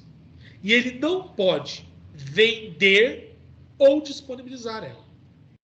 Ora, bola, sempre que você trabalha num lugar, você tem informações que você não pode passar para frente. Se eu passar, gera justa causa. Tá, Bruno, mas me dá um exemplo. Doutores, eu vou dar o exemplo mais cretino de todos. O cara que trabalha na Coca-Cola e passa a fórmula da Coca-Cola. Doutores, esse exemplo é um exemplo muito afastado de nós. Muito atípico. Ai, a pirataria industrial, quando o cara rouba projetos, é verdade, ela existe, mas não é algo típico, não é algo comum. Então a grande questão é, numa empresa normal, num lugar normal, pode existir violação de segredo de empresa? Pode. Quer ver um exemplo? Meu irmão. Meu irmão é dentista aqui pertinho na cidade de Manaus. O meu irmão ele tem um consultório. Imagine vocês, ele me contou uma vez assim, Bruno, sempre que vem um consultório novo aqui na minha região, o dono desse consultório liga para minha funcionária e propõe para ela assim, olha, eu sou empregado do Dr. Fabrício. E se você quiser ganhar um dinheirinho, eu te pago tantos reais se você me mandar todos os endereços e fichas cadastrais dos clientes do Fabrício. Porque com isso ele sabe quem vai fazer aparelho, quem faz clareamento, quem faz canal, quem faz implante. E daí ele fala assim, cara, manda para mim esses documentos que eu te pago uma gorja. Isso é violação de segredo de empresa. É típico caso de agressão a direitos do empregador. Logo, violação de segredo de empresa é sim aplicado às situações comuns, corriqueiras do dia a dia. É quando o empregado ele pega informações da empresa e passa a demais, tá bem? Beleza, e aí chegamos no ponto mais importante. Doutores, vamos lá. Se tem uma justa causa que caiu em 90% das provas, quando cai justa causa, é ela que é arguída. É indisciplina e insubordinação. Essa é a mais importante. 90% das vezes que caiu justa causa, caiu esse troço. Sabe por quê? Se você abrir hoje o 482, você vai ver uma coisa. Todas as alíneas chamam a atenção. Mas tem uma que está escrita assim, ó, indisciplina e insubordinação. E ninguém dá bola para ela. E é exatamente essa que eles cobram. Normalmente eles cobram exatamente essa que é mais complicada da gente entender. Que parece simples, mas não é. Então, vamos entender a indisciplina e a insubordinação. Elas parecem sinônimos, mas não são. Quando nós falamos de indisciplina, é quando eu desrespeito é quando eu desrespeito uma ordem que se aplica a todos. Exemplo típico é uma placa. É proibido fumar. E eu fumo no ambiente de trabalho. Esse é típico exemplo de indisciplina. Indisciplina, então, é quando eu desrespeito regra geral. Um outro exemplo. Eu tenho um regulamento de empresa que fala que tem que ter um determinado comportamento dentro da empresa. Nesse caso, Se eu desrespeito, eu estou sendo indisciplinado, porque regulamento de empresa, via de regra, se aplica a todos os funcionários. Então, indisciplina é quando desrespeita a regra geral. E a insubordinação? A insubordinação é diferente. A insubordinação é quando desrespeita ordem pessoal. É quando é dado uma ordem diretamente a você, diretamente ao empregado, e ele desrespeita. Exemplo típico, eu chamo o empregado e falo, Josias, por favor, você tem que ficar no departamento N, você não pode ir para outros departamentos. E assim que eu viro as costas, o Josias vai lá no departamento FGH conversar sobre o Campeonato Paulista. Doutores, nesse caso, ele está sendo insubordinado. Então, indisciplina é quando desrespeita regra geral da empresa. Insubordinação é quando desrespeita uma ordem direta, pessoal do empregado. E aí? Para você memorizar, eu fiz uma pequena musiquinha jurídica, bem bobinha. Doutores, vocês lembram de uma música do Biotônico Fontoura que era assim? Beabá, bebê, baby, Biotônico Fontoura. Lembra disso? Então eu fiz uma musiquinha que é assim. Indisciplina, regra geral, subordinação, ordem pessoal. Ou seja, a indisciplina, regra geral, insubordinação, ordem pessoal. Tá bem. Só que isso não basta. A gente precisa lembrar de uma última informação. As duas têm agazão. Logo, só tem disciplina ou insubordinação quando uma repetição daquele ato. Doutores, vamos lá. Imagine vocês que eu estou dentro da empresa e eu estou fumando lá um cigarro. Eu estou fumando um cigarro normal. Entra o empregador e fala, você não pode fumar aqui, cara. Toma aqui uma advertência. No outro dia ele chega, eu estou com um cachimbo, fumando. Estou com um charutão, fumando um charuto. Ele chega para mim e fala assim, Bruno, pelo amor de Deus, ontem eu te dei advertência, está aqui suspensão de 3 dias. Quando eu volto depois de 3 dias, eu estou na sala, ele chega, olha, eu estou com um narguilé no meio da empresa fumando. Ele fala, não tem condição, demissão por justa causa. É o típico exemplo de habitualidade. Então, para gerar justa causa na indisciplina e insubordinação, pelo menos 3 vezes, tá bem? Beleza? Tranquilo, tranquilo, tranquilo. Então, vamos para a reta final da nossa aula. E aí nós vamos ver como que isso caiu na OAB, tá bem? Vamos lá. Abandono de emprego. Doutores, abandono de emprego a gente tem que tomar cuidado. Nós temos 2 grandes modalidades, subjetiva e objetiva. Vamos lá. Primeiro tipo é o tipo subjetivo. Abandono de emprego ocorre quando o empregado some sem dar notícia nenhuma, para de ir trabalhar e não fala se abandonou ou não a empresa.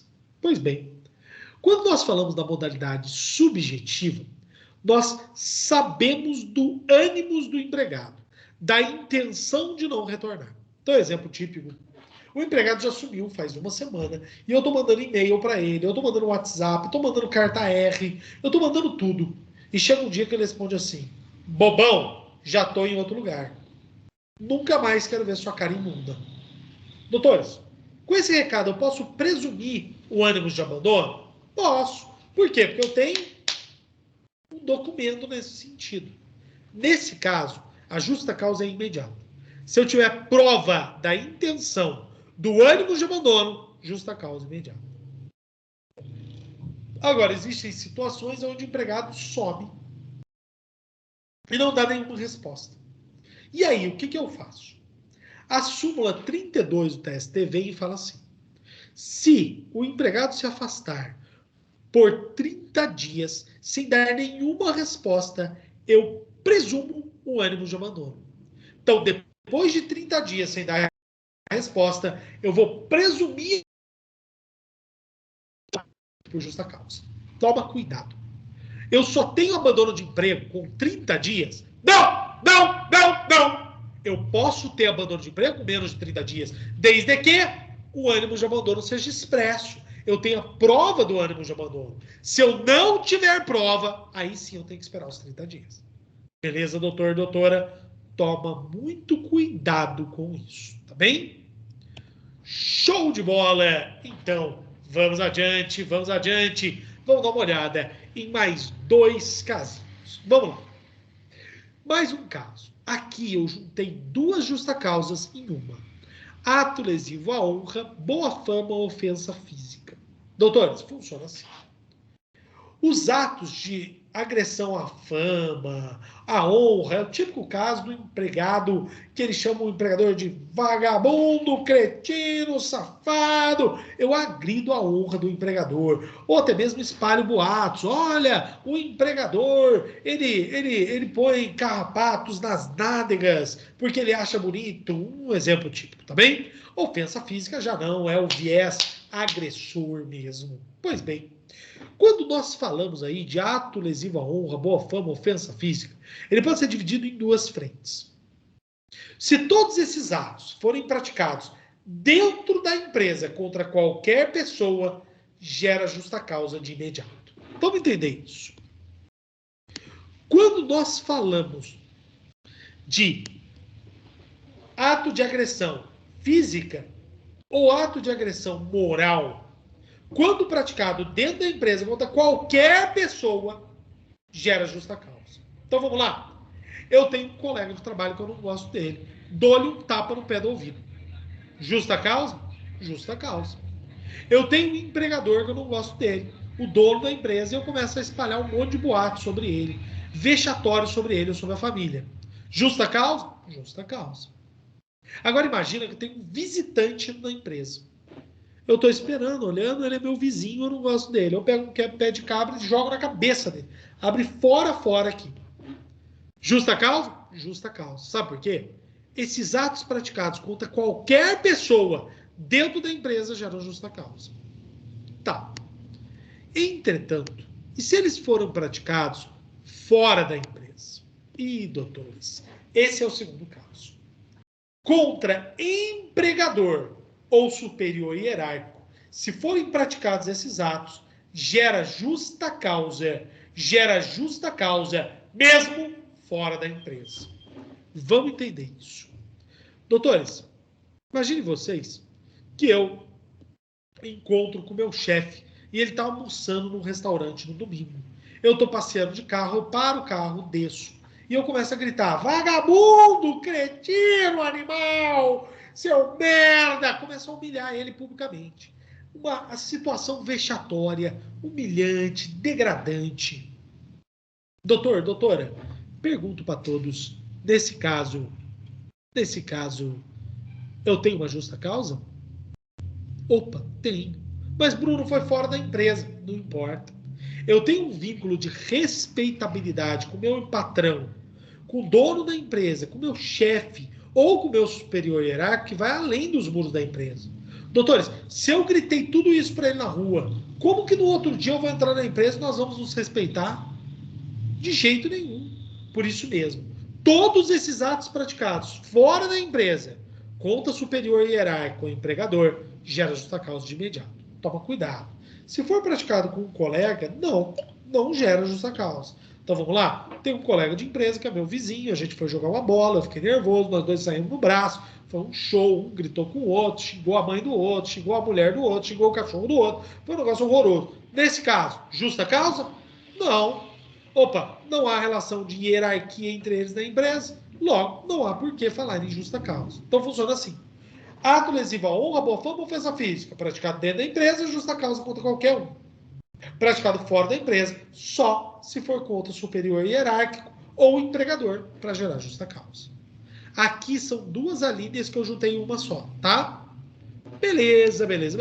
Então, vamos lá.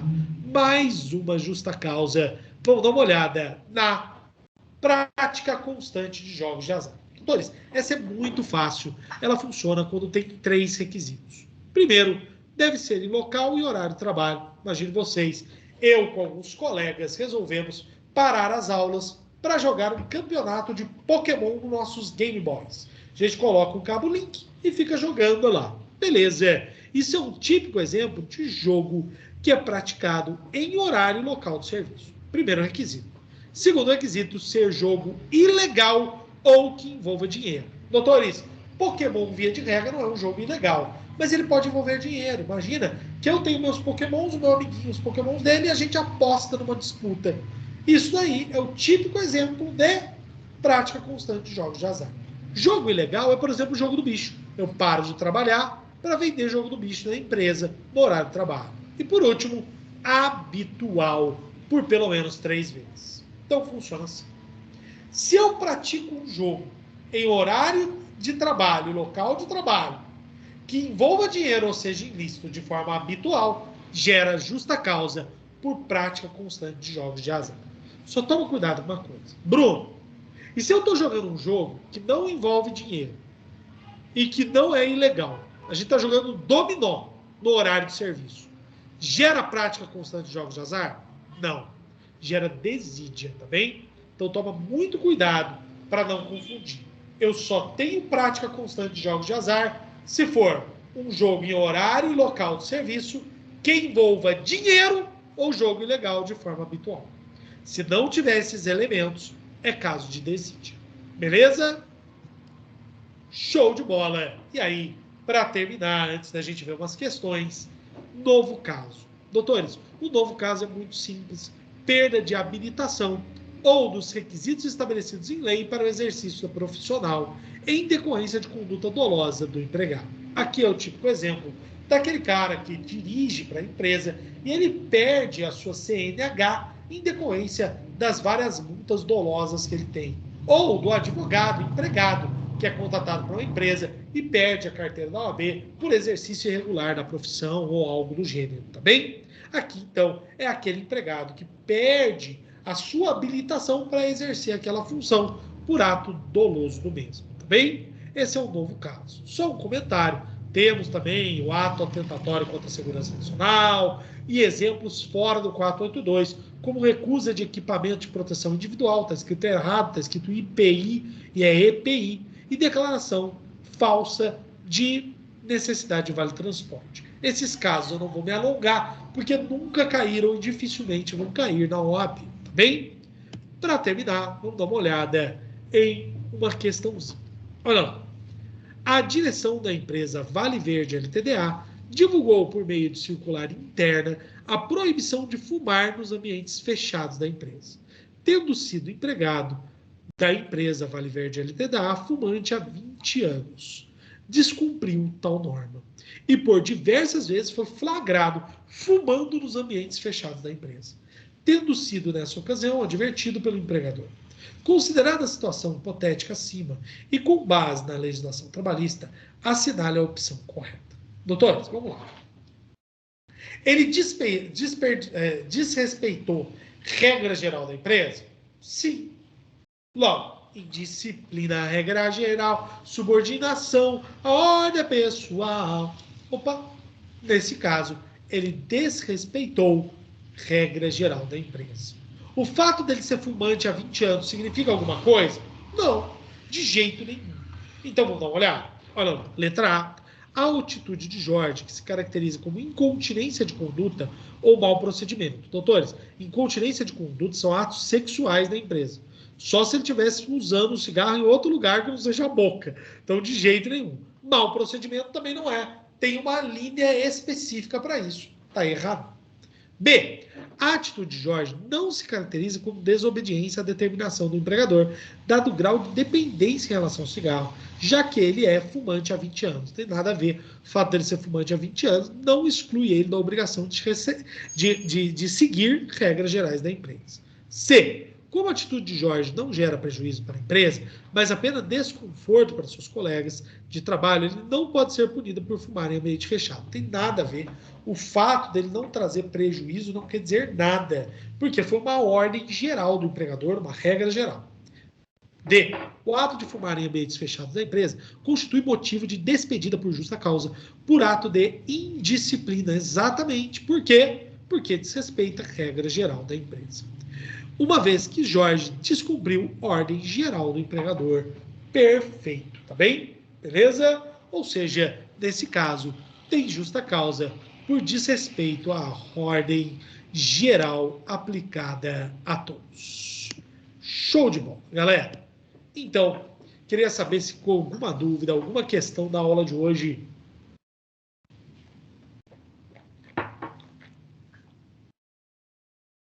Nada... Tranquilo, Bruno. Então, fala, doutora. Só o mau procedimento que eu entendi mais ou menos. Se você puder explicar de novo. Tá bem. Ó, o que é mau procedimento? Sempre que eu tiver uma situação que agride a confiança que eu dei para o empregado e não entra nas outras alíneas da CLT, vai ser ela. Então vamos lá. Exemplo típico. O empregado que recebe o celular do empregador, o empregador fala, olha, usa para falar com a tua família e com clientes, mas estou confiando em você que no máximo você vai ligar para a tua família.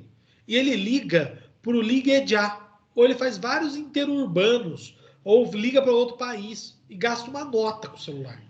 Isso aqui não entra nas outras alíneas. Se você parar para pensar, essas ligações vão ser improbidade? Não, não vai ser improbidade, porque ele não está furtando nada da empresa.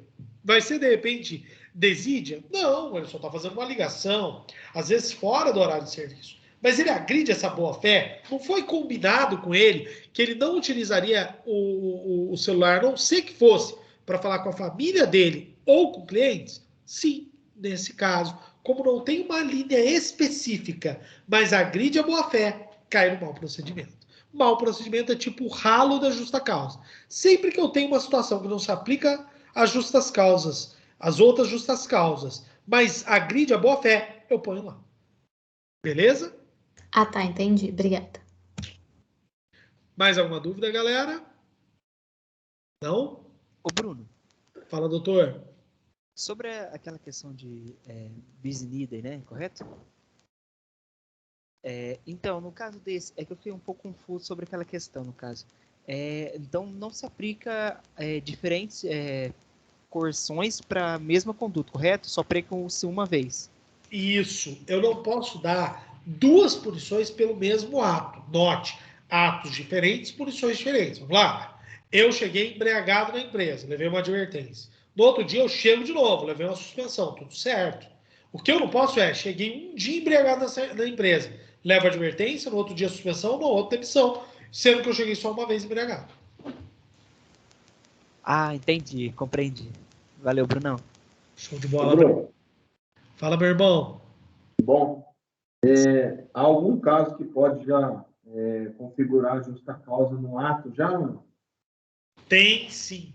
Primeiro, tem várias justas causas que se aplicam imediatamente, como, por exemplo, chegar embriagado em serviço. O empregador já pode dar justa causa imediata. Agora, quando eu tenho algumas justas causas com habitualidade, para efeitos de OAB, a gente fala assim, pelo menos 3 vezes. Mas isso é somente para efeitos da OAB. No mundo real não funciona assim, tá, meu irmão? Funciona da seguinte forma. Depende da gravidade do ato. Vamos lá? Eu estou fumando no ambiente da empresa. Eu estou fumando lá no Unissal. Vamos comparar duas situações? Eu tive uma discussão com o meu chefe. Discussão feia. Saio da reunião muito nervoso. Entro na minha sala, acendo um cigarro, começo a fumar e falo, nossa, eu não posso fumar aqui. Apago correndo e jogo fora. Tem motivo para justa causa? Não, poxa, ele fez o cigarro ali e tudo, não deveria, mas foi um momento de nervoso. Agora, olha a outra situação. Eu estou caminhando pela empresa, uma empresa de explosivos. E eu estou andando na área dos explosivos e acendo um cigarro e começo a fumar calmamente andando. Tem motivo para justa causa imediata? É claro que tem, eu pus em risco a vida de todo mundo. A gravidade do ato é muito grande. Só que assim, não leva em conta isso que eu estou falando. Para efeito da OAB é assim. Todos os casos que têm habitualidade, 3 vezes no mínimo. Basicamente é isso.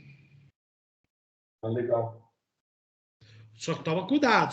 Só os casos que têm H. Se não tiver H, pode ser de imediato. Legal. Combinado. Mais alguma indagação, galera?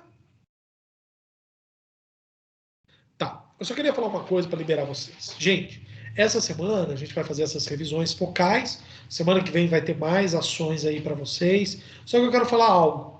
Vocês estão chegando na reta final, estão chegando muito perto da prova. E agora começa a bater muita ansiedade, muito nervoso. Isso é normal. Eu gostaria de indicar algumas coisas, até vou gravar um vídeo para o Insta essa semana falando sobre isso. Não é hora de vocês fazerem simulado. Não é hora de vocês ficarem nervosos. Eu nem indico que vocês façam questão. Eu indico que vocês leiam questões, que vocês vejam vídeos de resolução de questão, que vocês façam isso. Por que eu estou dizendo isso para vocês? Porque é normal agora a gente querer se provar. Então você fala assim, ó, agora eu vou fazer um simulado para ter certeza que no dia eu vou passar. Só que daí vai que você veio crescendo nos simulados até agora e nessa semana você vai mal. Isso às vezes pode acabar com o seu espírito para o OAB. Então não façam simulados agora, evitem, se for fazer questão, faça só por área. Então questões, por exemplo, de justa causa que a gente estudou hoje. Faz algumas lá, legal, mas não se prendam a isso. Agora é hora de pegar os resumos que você montou, dar uma olhadinha, assistir umas videoaulas. A gente tem lá no canal alguns vídeos de resolução de questão, vários, né? A gente tem praticamente todas as últimas 5 provas feitas. Tem esses vídeos de revisão. Bruno, eu vou fazer uma caminhada. Bruno, eu vou estar deitado na cama. Vai ouvindo essas aulas. Você não perde nada com isso, tá bem? Ah, Bruno, eu vou tomar banho. Põe lá o vídeo, fica ouvindo como um podcast. Você não perde nada. Mas agora é o momento também de respirar fundo e estudar com calma, tá? Lembre-se, exame de ordem é muito psicológico. Se você vai muito ansioso ou nervoso para a prova, você toma na cabeça. Então, vai com espírito livre e tranquilo, tá bem? Beleza? Afinal de contas, doutores, olha, vou ser muito sincero. Dá para ver que a turma de vocês vai ir bem. Hoje, nós estamos aí há quase 5 semanas de cursinho e temos 21 alunos na videoconferência. Eu me lembro de anos anteriores e de turmas que aprovaram bem, né? Da gente ter, assim, 5 alunos na última semana. Essa é a verdade. E hoje temos 21, quase 30. Isso é um número muito bom. Então, vocês vão ir bem nessa prova. Não tenho dúvida disso, tá bem? E, inclusive, para você que está nervoso, para você que está preocupado, manda um WhatsApp para mim, vamos conversar. A gente pode marcar uma reunião, trocar ideia, falar um pouco sobre a prova. Às vezes acalma vocês. Então, Bruno, estou muito nervoso, posso te ligar? Podemos conversar? Pode. No dia da prova, eu vou estar lá na porta com vocês o tempo todo. Eu e a Raíssa, normalmente a gente faz assim, vai para a porta da entrada, sai, almoça e fica lá até o fim da prova, para se algum aluno tiver um enrosco, passar mal, precisar de uma ajuda, a gente correr e ajudar, tá bem? Então fiquem tranquilos, vocês não vão estar sozinhos, tá bem? Beleza? E uma última coisa, que eu não deveria falar, mas vou falar. Essas últimas 2 semanas, façam sim revisões. Mas lembre-se, não passar na OAB não é o fim do mundo. A maior parte de vocês está no 5º ano ainda, começando o 5º ano, e tem alguns ex-alunos já que estão formados. Isso não vai mudar nada o que vocês são. Não é uma provinha da OAB que define se você é bom ou ruim. É você mesmo que define o que você é. Então não desanime, não fique nervoso. Se não passar, tem essa prova de 3 em 3 meses. Você não vai morrer, sua vida não vai mudar. Então não leve essa pressão para a prova. Vá de peito aberto, sabendo que você fez tudo o que podia para ser aprovado. E se não for, é porque não era para ser, vai ser na próxima. Porque o importante é nunca desistir, tá bem? Porque a vitória pertence àqueles que mais acreditam nela. E essa frase não é minha, é de um general norte-americano na Segunda Guerra Mundial, um dos maiores generais da história humana, o Patton. Então, dá uma olhada, essa frase é sensacional. A vitória pertence a quem mais acredita nela e por mais tempo. Tem naquele filme Pearl Harbor, muito legal essa frase, tá bem? Vão em frente, eu acredito em vocês, tá bem? Beijo no coração de todos. E amanhã tem mais, acompanha aí nossa mega revisão extra para vocês na OAB. Beijão. Obrigada, Bruno. Imagina. Obrigado, professor. Boa noite. Valeu, Brunão. Boa noite. Boa noite. Wagner, meu irmão. Valeu, Brunão. Boa noite. Valeu, Berenon. Valeu, Bruno. Grande Boa noite. Tudo de bom. Vou te mandar um WhatsApp mais Boa noite, tarde. irmão. Beleza? Manda assim, meu querido. Vou mandar também. Tô bem Manda nervosa. assim. Pode mandar, pode me ligar, vamos marcar videoconferência, o que for, Ana.